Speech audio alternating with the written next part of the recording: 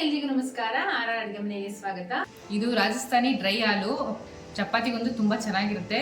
Travel ಮಾಡ್ಬೇಕಾದ್ರೂ ತಗೊಂಡೋಗ್ಬೋದು, ಯಾಕಂದ್ರೆ ನೀರೇ ಹಾಕಲ್ಲ ಇದಕ್ಕೆ.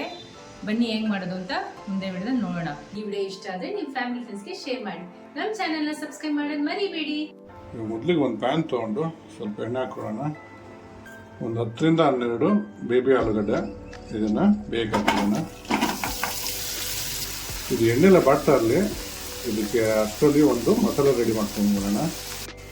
ಆಲೂಗಡ್ಡೆ ಎಲ್ಲ ಬಾಡೋಷ್ಟರಲ್ಲಿ ಇಡೀ ಮಸಾಲೆಗಳೆಲ್ಲ ತೊಗೊಂಡಿದ್ದೀನಿ. ಇದನ್ನೆಲ್ಲ ಒಂದು ಸ್ವಲ್ಪ ರೋಸ್ಟ್ ಮಾಡ್ಕೊಬಿಡೋಣ.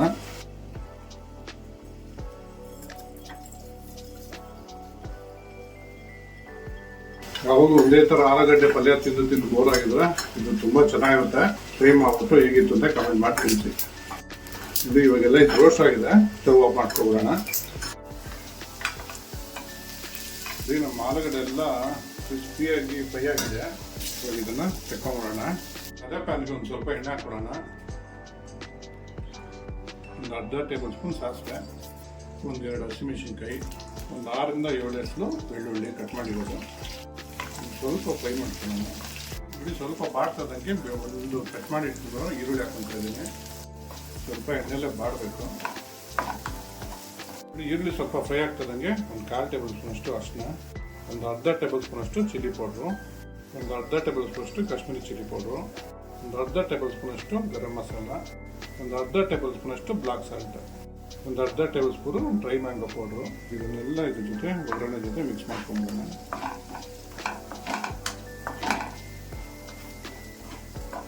ಒಂದು ಸ್ವಲ್ಪ ಕಸ್ತೂರಿ ಮೆಥಿ ಹಾಕೊತಾ ಇದ್ದೀನಿ.